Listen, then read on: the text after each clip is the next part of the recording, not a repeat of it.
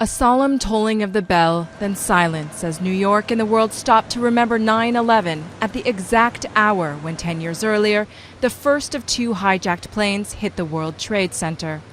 Each year the moment is remembered, but this year the nation's leaders now and then stood side by side with dignitaries and the families of the victims for a solemn tribute in front of a flag recovered from Ground Zero. President Obama recited a psalm from the Old Testament.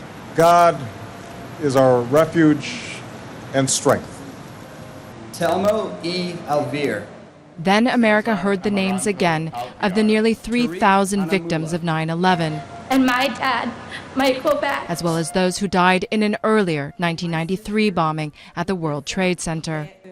While families visited the memorial that bears loved ones' names, others gathered on the streets near Ground Zero to pay their respects.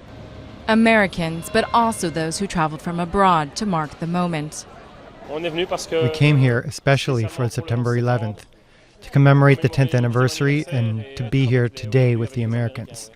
The 40 passengers and crew of the last 9/11 hijacked flight who struggled to wrest control of the plane went down in a field in Pennsylvania.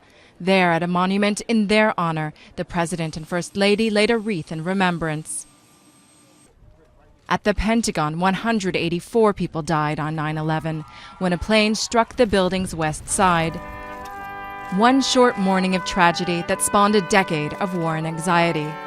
But that also drove a nation to defend itself and to take the fight to al-Qaeda, killing its leader, Osama bin Laden.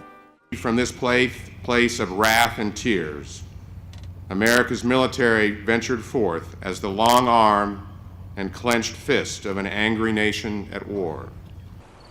A war that continues to be waged beyond America's borders and to divide Americans. But for one day at least, the country reunited in memory of what it has lost.